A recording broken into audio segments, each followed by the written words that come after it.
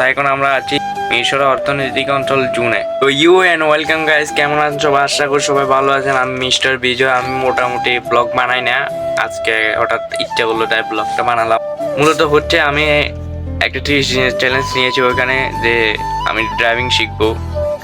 তো ড্রাইভিং শেখার জন্য আসছি। এখন আমার 15 দিন কমপ্লিট। আমি মোটামুটি অর্ধেক ড্রাইভিং শিখে নিয়েছি। আর এই জায়গাটা খুব জনপ্রিয় জায়গায়, এখানে সবাই ছবি তুলতে আসে। আমি আপনাদেরকে দেখাই।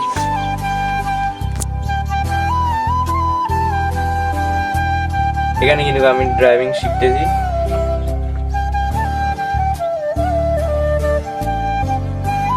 আপনারা ঠিক মতো দেখতে পাচ্ছেন কিনা আমি জানি না। আমার সামনে আরেকটা গাড়ি আছে, দেখেন ঠিক করে। তো এটাই হলো বাস্তব চিত্র, আসলে কোনো কিছু বলার মতো না।